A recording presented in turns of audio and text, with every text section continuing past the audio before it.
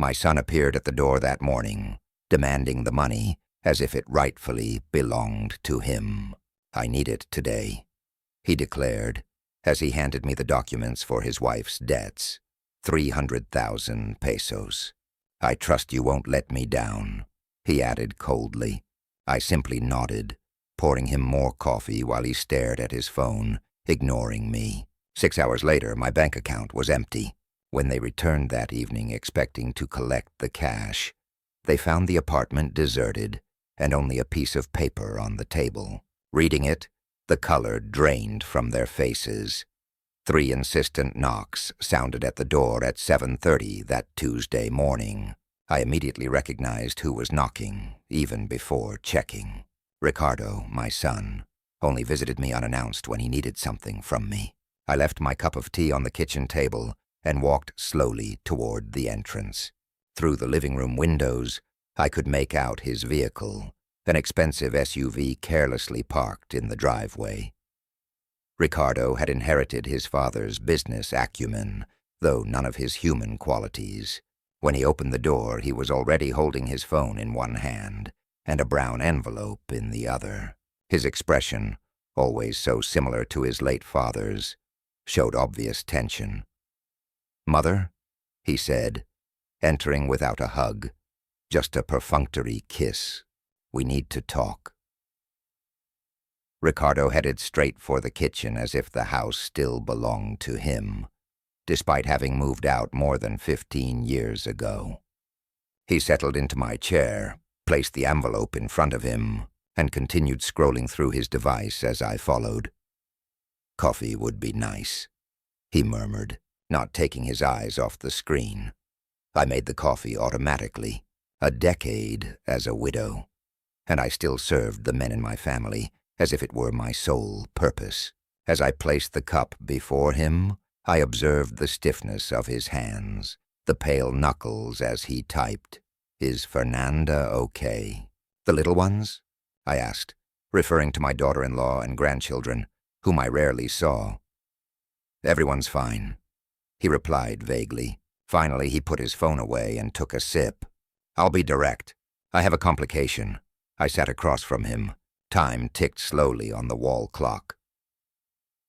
"Fernanda got involved in a difficult situation," he continued, sliding the envelope toward me. "She made some investments that turned out badly." I carefully opened the envelope. It contained bank statements, collection notices, and a document that looked like a loan agreement with a figure highlighted in red, 300,000 pesos. My pulse quickened.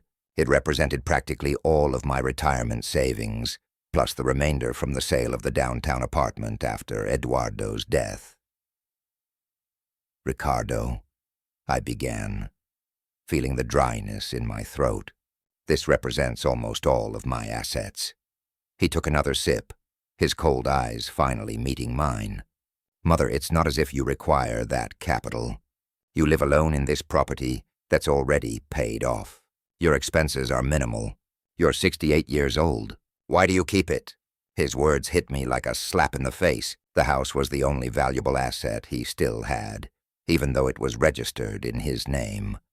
A decision Eduardo made years earlier to simplify the inheritance. "It's not that simple," I argued. "I have my medications, my doctor's appointments." Ricardo gently banged on the table, interrupting me. "Fernanda invested incorrectly. She trusted the wrong person. If we don't cancel this before tomorrow..." He took a deep breath. "The situation will become dangerous. They're not banking institutions, Mother. They're threatening individuals." "What kind of threatening individuals?" I asked, almost without voice. "You don't need to know the details," he replied impatiently. "Just trust me. It's a loan, right? I'll pay you back as soon as I reorganize the company's finances." I looked at the envelope, my son's face, the door that led to the yard where he used to play as a child. Now it seemed as if a stranger was sitting in my kitchen. "You've already asked me for loans before, Ricardo. I've never recovered that money." His expression hardened. This is serious, Mother. This is no time for melodrama. He stood up, pacing the kitchen like a caged beast. I'm your only son, your family. You always said you'd do anything for me. There was the manipulation I knew so well, identical to the one Eduardo used, the same one I had tolerated my entire existence. I need to reflect, I said softly. There's no time for reflection. Ricardo raised his voice. I need that money in my account before the end of the day. Tomorrow will be too late. He stopped behind my seat, placing his hands on my shoulders. I felt his weight like shackles. Mother, he said, softening his tone. You know I wouldn't ask you if it wasn't crucial. It's for Fernanda's protection, for our family. Family. The word that always worked on me like a spell, making me give in, make sacrifices. Okay, I finally replied. I'll make the transfer. The relief on Ricardo's face was almost visible. He smiled for the first time since his arrival, that smile that reminded me of the child he once was. Thank you, Mother. I knew I could count on you. He checked his watch. I have a meeting now, but I'll be back tonight for dinner and to finalize this. Okay, I nodded, unable to utter a word. Ricardo took the envelope, kissed me quickly on the forehead, and headed for the exit. Don't fail me, Mother, he added before leaving, as if I were the daughter, and he the father. The door slammed shut, and I was left alone in the kitchen with her half-empty cup of coffee, and the certainty that I'd just made a terrible mistake. Through the window I watched her vehicle speed off, scattering stones across the garden I'd so carefully cultivated. It was then that an idea began to form in my mind. An idea that the old Elena would never contemplate. I picked up the phone and dialed a number I hadn't used in a while. Marisa, I'm Elena. I need your assistance. My friend arrived in less than 30 minutes. Marisa and I met in college almost 50 years ago. She continued her career as a lawyer while I dropped out to marry Eduardo. She never approved of my choices, but she always stayed close, patiently waiting for me to wake up.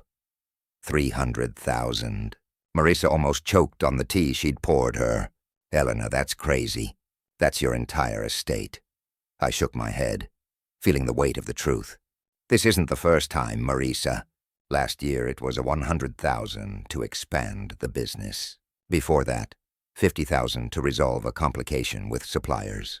I've never recovered that capital. Marisa placed the cup firmly on the table. And why do you keep giving in to him, Elena? You were always smart.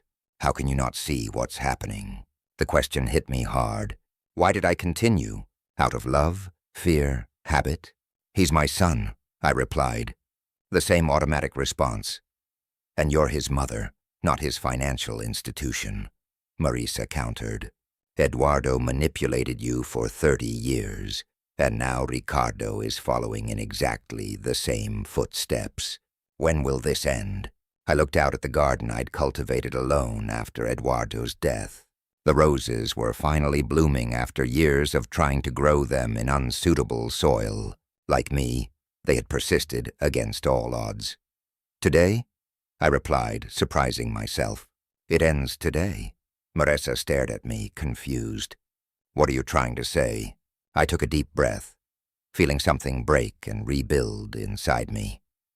I want you to help me transfer all my capital to an account that Ricardo doesn't know about, and I want you to help me vacate this property before he returns. Marisa's eyes opened, then a slow smile appeared on her face. Elena Menendez, I've waited almost 50 years to hear you say something like that. She pulled her phone out of her purse. I own a vacation rental in Cancun that's vacant. The keys are in my office. How long do we have before I return? He mentioned he'd be here for dinner, so about 10 hours. Marisa checked her watch. Enough time. We'll go to the bank first. Then we'll stop by the notary's office so you can grant me power of attorney, in case you need legal representation. Then we'll pack your bags and leave. I woke up feeling a mixture of fear and excitement. I had never made such a radical decision in my entire life. He'll be furious, I muttered more to myself than to Marissa. She took my hands. Elena, are you afraid of him? I thought about my son's face when he didn't get what he wanted, how his voice changed, how his eyes hardened. Yes, I admitted, just as I feared your father. Then it's time to stop being afraid. Marissa squeezed my hands. Let's get your belongings. I went to my room and grabbed the suitcase I'd used only twice in the past 10 years. I opened my closet and began sorting through clothes, but I soon realized I didn't want to bring much of that life. Just the essentials, a few outfits, my medications, important documents, and the few pieces of jewelry with sentimental value. At the bottom of the dresser drawer, I found the small wooden box where I kept the only money Eduardo ever knew I had. A few thousand I saved selling candy and embroidery over the years. My secret, my little rebellion. I picked up the picture frame with my mother's photograph and hesitated over the photo of Ricardo as a child. After a moment, I decided to put it down. When I returned to the living room, Marissa was on the phone, organizing everything. The flight to Cancun is confirmed for 3 p.m. We still have time to go to the bank and the notary. At the bank, the manager seemed surprised by my request to transfer all the capital to a new account. Mrs. Menendez, are you sure? It's a considerable amount.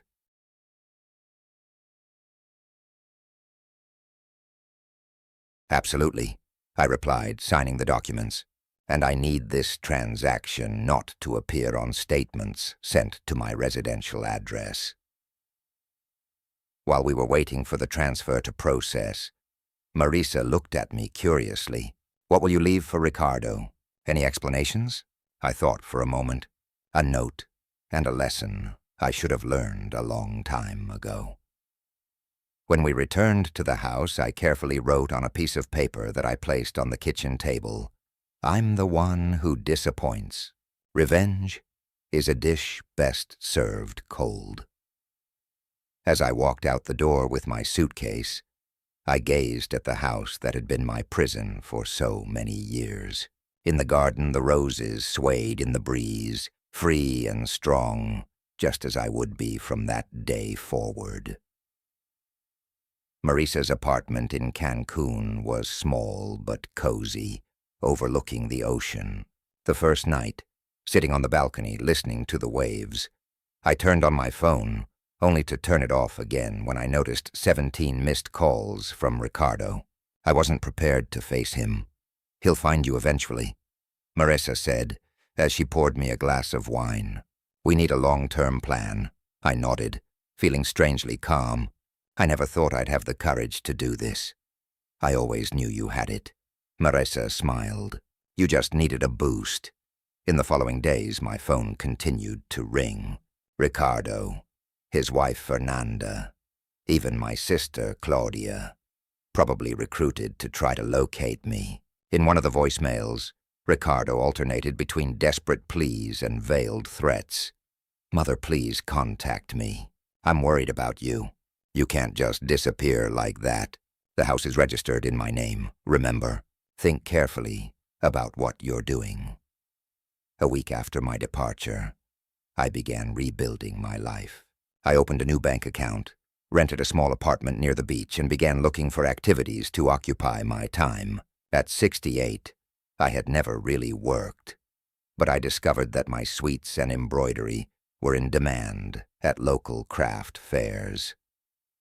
Marissa remained in Mexico City, but she became my eyes and ears. It was she who told me about Ricardo's furious visit to her office. He was out of control, she said over the phone, demanding to know your whereabouts, threatening to sue, claiming you're not mentally capable of making financial decisions. And what did you tell him? I asked. I told him you were perfectly sane, and that if he continued with the threats, I would file a restraining order. Marissa laughed. He turned red as a tomato.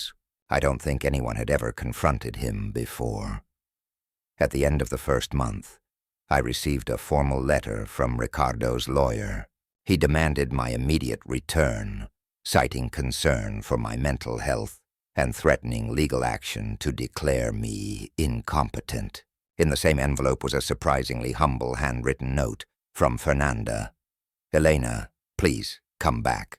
Ricardo is out of control. The creditors are putting pressure on us. We need you." I handed the documents to Marisa, who responded formally, enclosing recent medical reports that confirmed my lucidity and a detailed statement of the loans Ricardo had extorted from me over the years. "There's no point," Marisa assured me. "But Ricardo won't give up easily. He lost his personal bank, and that infuriated him." The years that followed brought transformations I never imagined possible. By the time I was 70, I had created something meaningful out of my pain. An organization called Restart that helped women who were victims of financial and emotional abuse. My story became an inspiration to others, and I discovered a purpose I had never experienced before. Ricardo was eventually convicted of financial fraud. During the trial, he testified honestly about decades of manipulation, not out of revenge, but out of justice, for me, for Fernanda, for all the people he had deceived. Over time, Ricardo showed signs of genuine change. Small steps, cautious conversations, respect for the boundaries I set. He didn't promise complete reconciliation, just the possibility of human connection between two adults trying to heal. As I write this from my balcony overlooking the ocean, I realize that it's never too late to reclaim your life. The money Ricardo demanded that morning years ago was the price of my freedom. A high price, but infinitely less than the cost of remaining trapped in a life that wasn't truly mine. Today I'm not financially rich. I live modestly, earning enough from selling my embroidery and from small savings. But I'm immensely rich in other ways. In genuine friendships, in purpose, in inner peace, in courage I didn't know I possessed. And if there's one lesson I want to pass on to my granddaughters, to all the women I meet through Recomienzo, it's this. It's never too late to say no. It's never too late to rediscover who you are when you're not living to please others. It's never too late to start over. At 70 years old, I'm not finishing my story. I'm just beginning to write the more authentic chapters. The liberation of a mother. Continued. Chapter 2. New Horizons. Dawn arrived early that spring morning, 3 years after my departure. I woke up to the familiar sound of seagulls and the salty scent of the ocean that had become my new normal. At 71, each day brought small victories that I silently celebrated. My phone vibrated. A message from Fernanda. "Elena, the kids want to visit you next month. Lucas is turning 12 and wants to celebrate at the beach with you. Would that be possible?"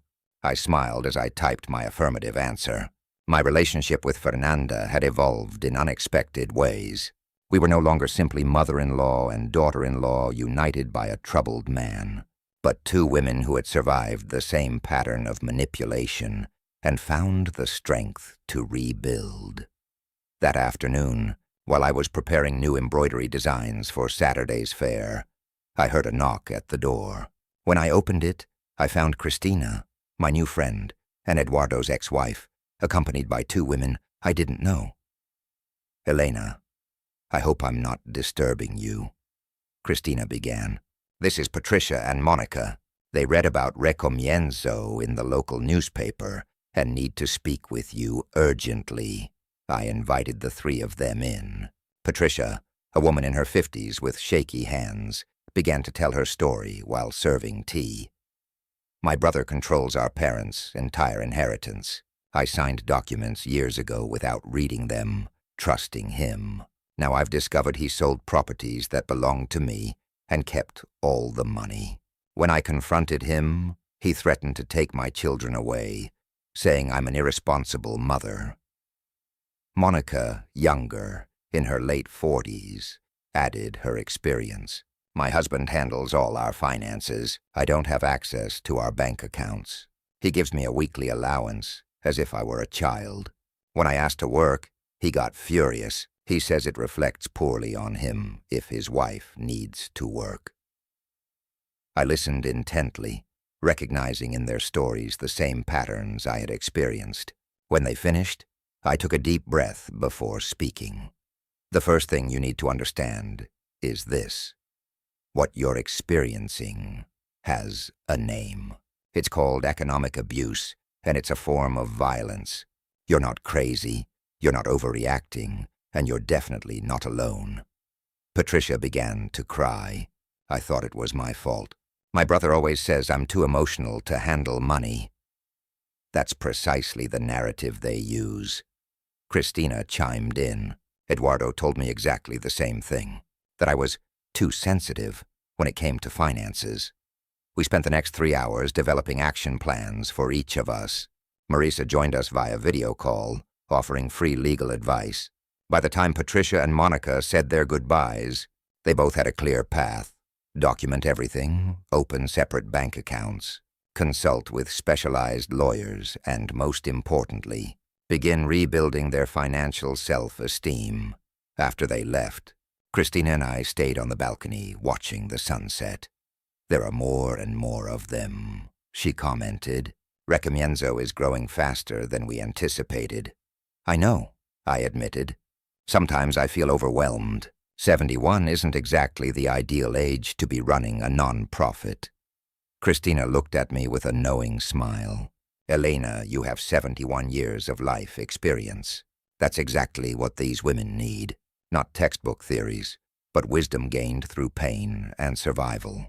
A week later, I received an unexpected call from Detective Oliva. Mrs. Menendez, I have news about your son. My stomach tightened immediately. What happened? Nothing bad, actually. Ricardo requested a meeting with me. He has information about a broader network of financial fraud. He's fully cooperating with the investigation, asking for no reduction in sentence. I thought you'd want to know. Without asking for anything in return, I repeated, incredulous. That's right. He said he just wanted to do the right thing. He also mentioned that his therapist suggested that making amends doesn't mean expecting forgiveness, but rather taking responsibility for the harm caused. After hanging up, I sat in silence for a long time.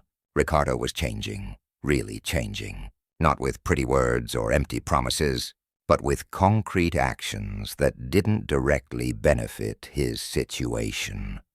That night, for the first time in 3 years, I wrote him a letter.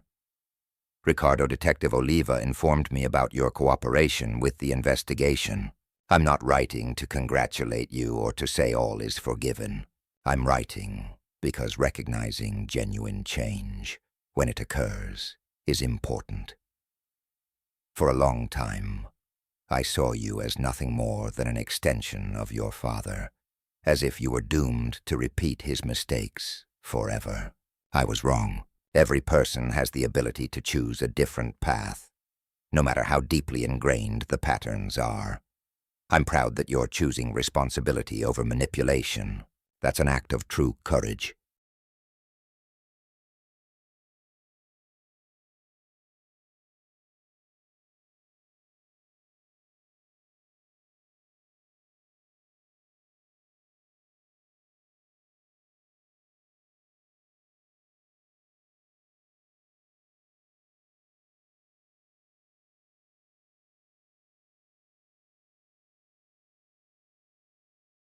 I don't know if we'll ever be able to rebuild a mother-son relationship in the traditional sense. Perhaps that ship has sailed, but we can build something new. Mutual respect between two imperfect adults trying to be better. Take care, Elena. I sent the letter without great expectations, but writing it had been liberating in ways I hadn't anticipated. The following month brought Lucas's birthday. Fernanda arrived with the children on a Friday afternoon. Lucas had grown noticeably, now almost my height, with his voice beginning to change. Mariana, at 9 years old, carried a sketchbook she had made specifically to show me. "Grandma, look," Mariana exclaimed, spreading her drawings on my table. "This is you in your apartment. This is your balcony with all the plants. And this is you, giving a lecture at Recomienzo." The last drawing moved me deeply. He had drawn me standing in front of a group of women, with an expression of strength I didn't know I was projecting. "It's beautiful, honey," I said, hugging her. "Can I keep it? I'll give them all to you," she replied with a radiant smile. "Mom says you're her hero, so you're mine, too." Lucas, more reserved, waited until he was alone with me on the balcony that night to speak. "Grandma, can I ask you something?" "Always," I replied. "Why did Dad do all those bad things?" "Mom says he wasn't bad. He just made bad choices. But I don't understand the difference." It was a complex question for a 12-year-old, but it deserved an honest answer. "Your father grew up observing unhealthy patterns." I began carefully.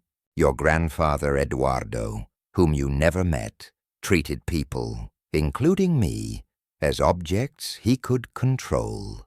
Your father learned those behaviors without realizing it. It's not an excuse, but it is an explanation. And now?" Lucas asked. "Is he really changing, or is he just acting?" The question showed surprising maturity. "I don't know for sure," I admitted. "Real change takes time and consistent actions, not just words.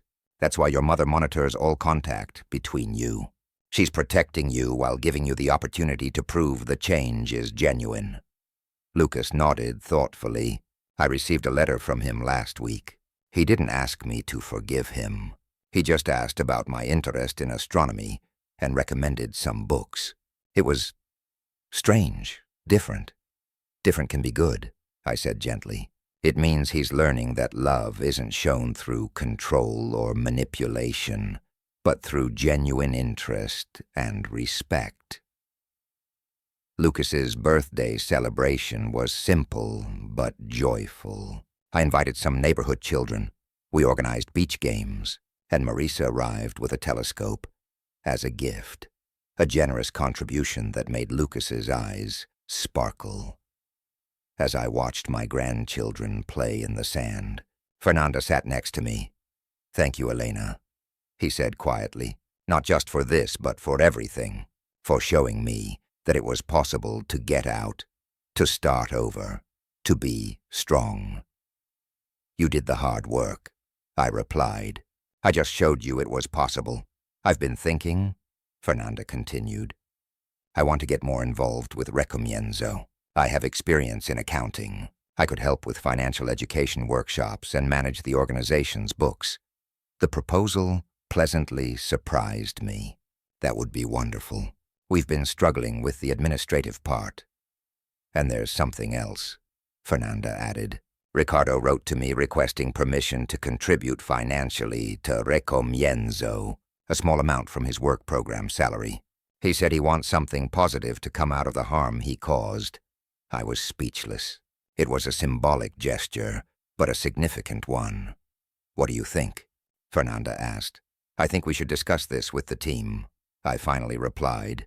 "If we agree, it must be transparent. The women we serve deserve to know where the funding comes from." 2 weeks later, Recomienzo held its quarterly meeting.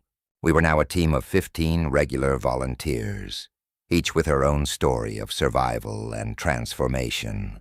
Christina had taken on the role of event coordinator.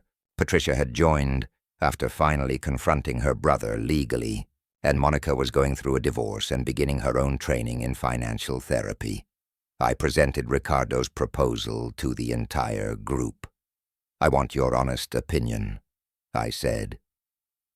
"This organization was born out of my pain, but now it belongs to all of us. If anyone feels uncomfortable accepting this contribution, we won't." Silence filled the room for a moment. Then Patricia spoke. "My brother would never do something like that. He would never acknowledge the harm caused. The fact that your son is trying to make amends, even in small ways, gives me hope that real change is possible." Monica nodded.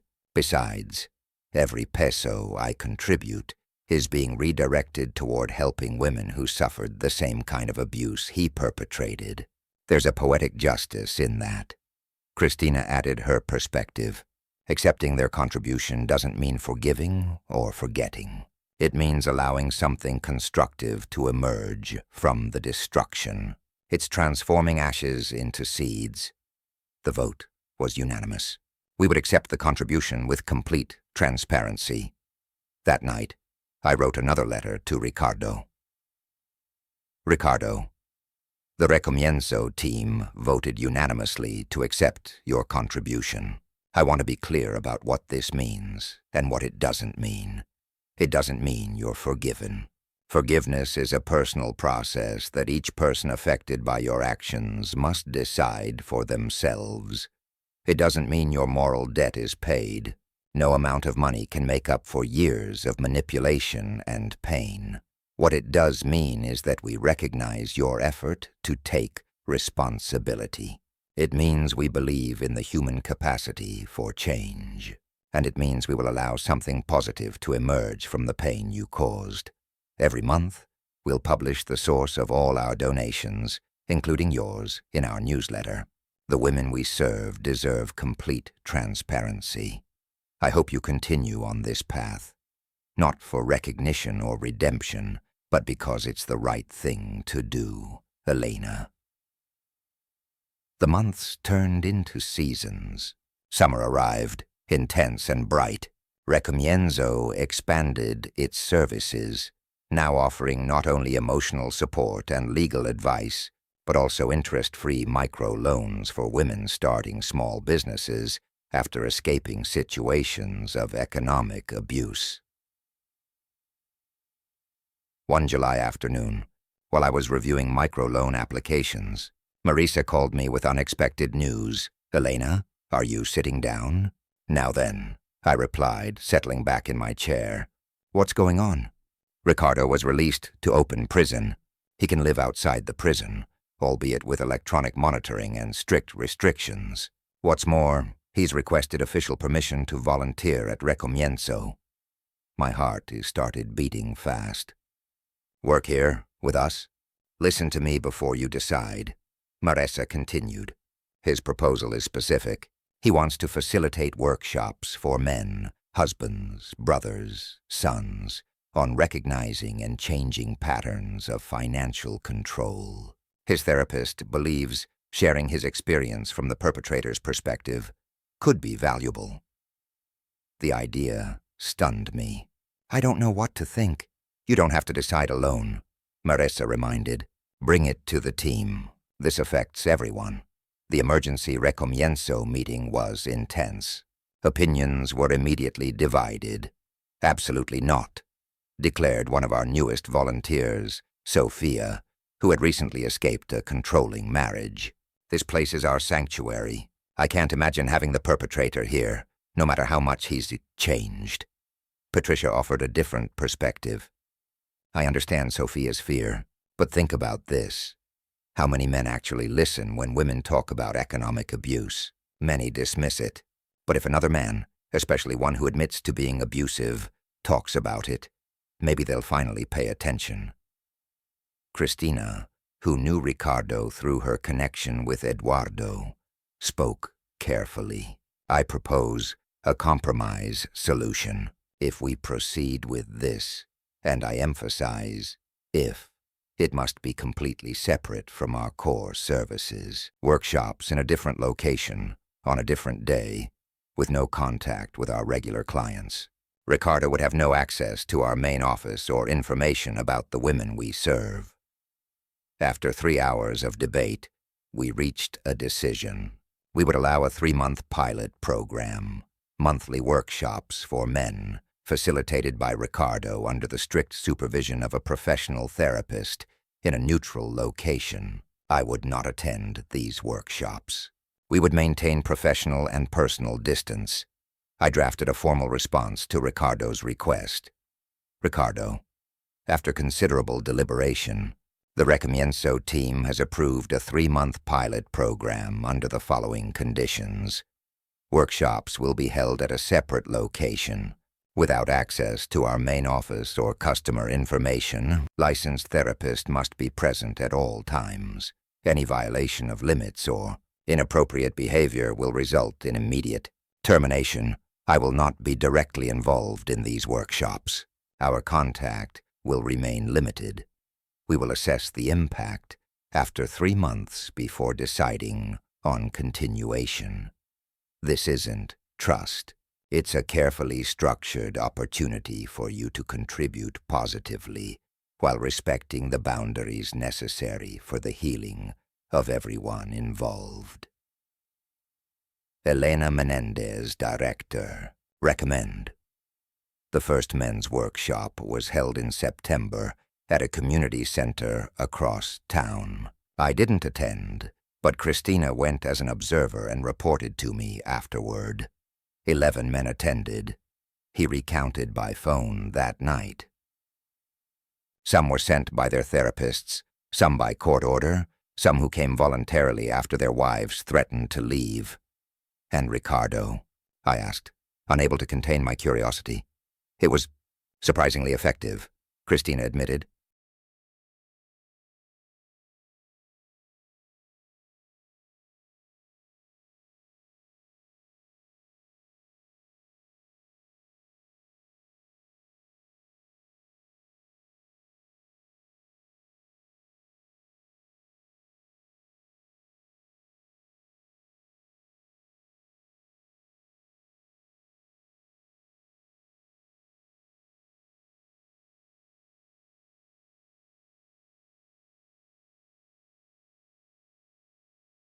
He didn't present himself as a victim or a reformed hero.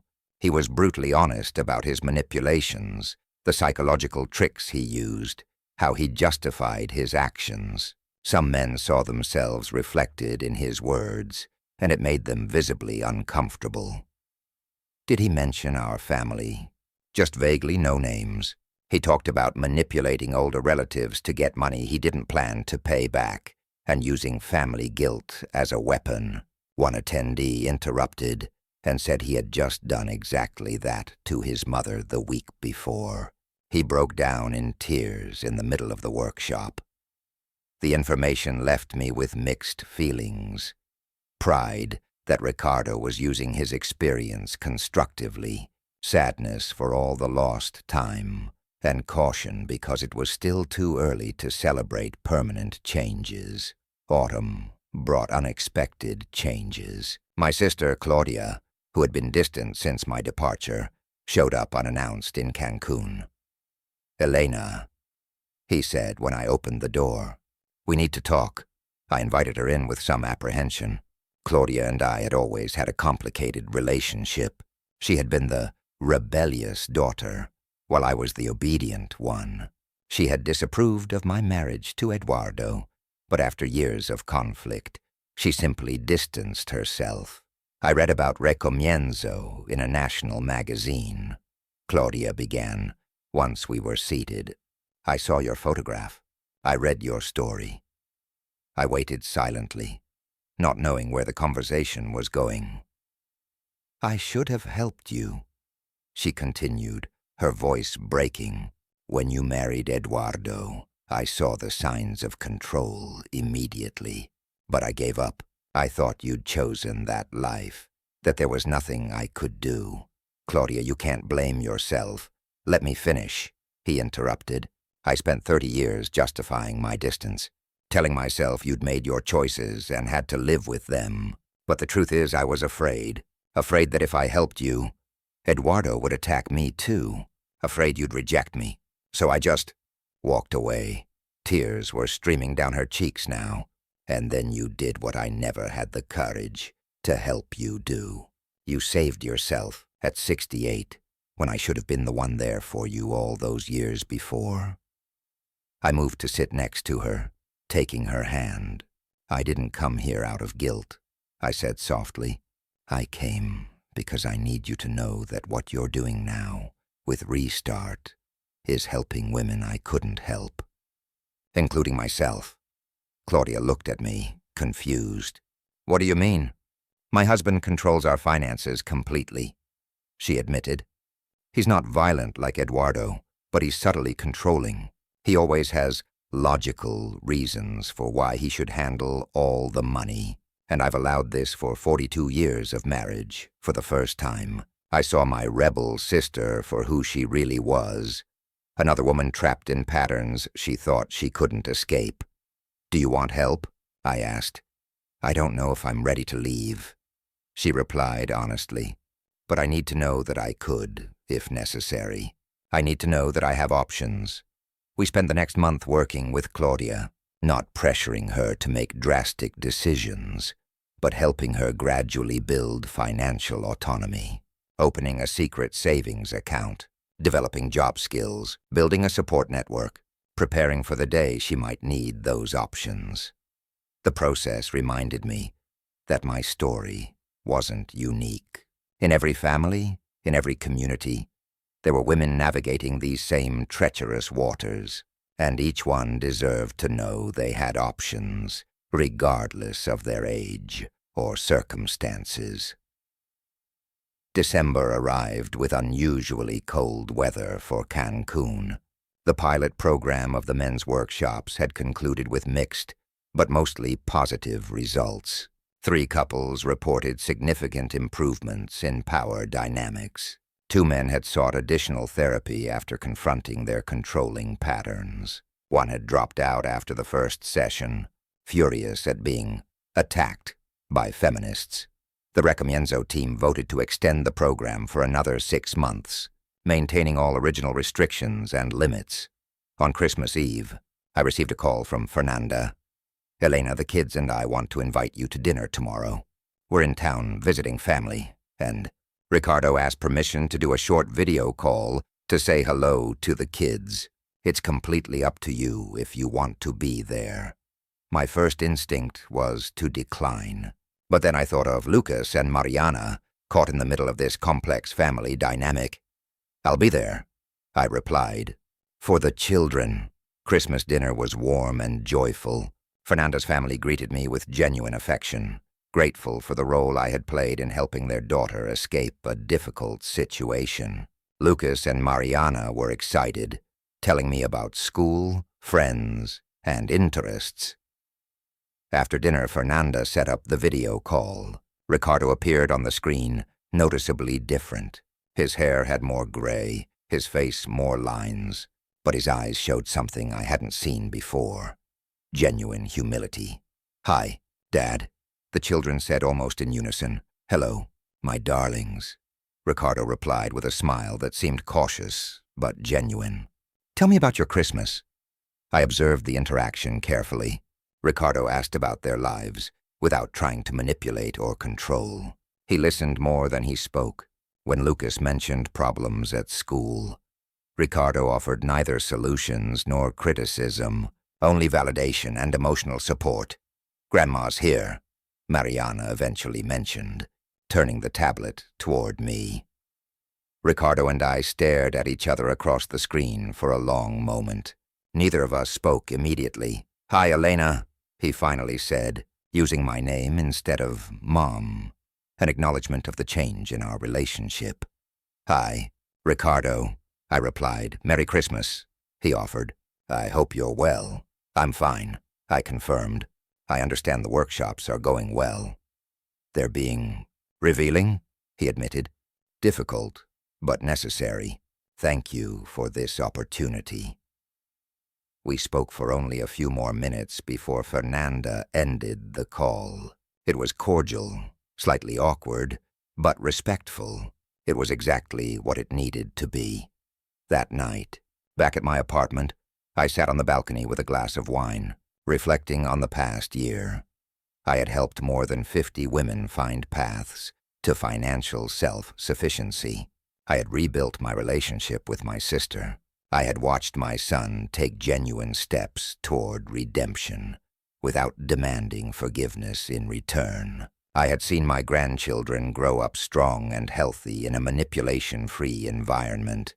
and I myself had discovered something profound, that it is never too late to become who you were meant to be. My phone rang. A text from Marisa. "Merry Christmas, Elena. Proud of you always. Remember that morning, almost 4 years ago, when you called me asking for help? Look how far you've come." I smiled as I typed my reply. Look how far we've all come. Because that was the deepest truth I'd ever learned. None of us saves ourselves. We save each other by sharing our stories, offering our hands, believing in the power of transformation, even when the world says it's too late. At 71, I wasn't finishing my life. I was just discovering all that I could still be. And that, I realized, as I watched the stars reflect off the dark ocean, was enough. More than enough. That was all. End epilogue. 5 years later, Recomienzo was operating in 7 cities in Mexico. The workshops for men, now facilitated by a team of 3 reformed ex-perpetrators, including Ricardo, had helped more than 200 men recognize and change patterns of control. Elena Menendez, at 76 years old, had been interviewed in national media, had written a book about her experience, and had inspired the creation of similar organizations throughout Latin America. Her relationship with Ricardo remained cordial but distant, a reminder that some broken things cannot be completely repaired, but can be transformed into something new and meaningful. And every morning, Elena woke up in her oceanfront apartment, grateful for the day she finally said no, the day her real life began.